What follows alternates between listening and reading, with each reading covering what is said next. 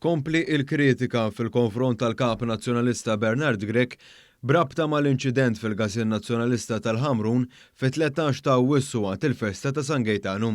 Fil-fatt kien imiss lil peritu l-eks Ministru Nazzjonalista Michael Falzon li ddeskriva lil kap nazzjonalista bħala dajef u mhux fil-kontroll tal-partit tiegħu. Is-sentiment espress minn Falzon f'din l-opinjoni jingħaqad ma' opinjonijiet oħra espressi fost l-oħrajn mill-editorjal tal-Gazzetta l-Orizzont aktar kmieni din il-ġimgħa. Falzon fakkar kif kien biss wara 5 ijiem ta' silenzju sfrenat li l-Uffiċċju tal-Komunikazzjoni tal-Partit Nazzjonalista ħareġ sqarrija xotta li qalet kif il-Gażin Nazzjonalista ingħalaq b'mod temporanju. Elu li aktarx kien konsegwenza ta' vaganza ppjanata minn qabel minn min jieħu ħsieb l-istess Gażin.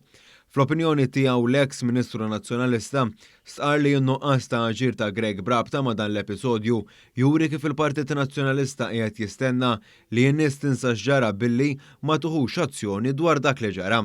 Kien hawn li l-perit Michael Falzon sostna li dan kollu jkompli jsostni il-perċezzjoni li Bernard Grech hu dajjef u m'għandux kontroll tal-partit tiegħu stess. Hawnhekk Falzon kompla jwissi li din il-perċezzjoni tkompli ddajjef lill-partit meta jmur għal ġudizzju tal-elettorat. L-eks Ministru Nazzjonalista temm jgħid kif il-pajjiż jeħtieġ li jkollu oppożizzjoni serja u rrimarka li d-deċiżjoni li ma jindirizzax dan l-inċident il-ar ħaġa li Bernard Grech jista' jagħmel.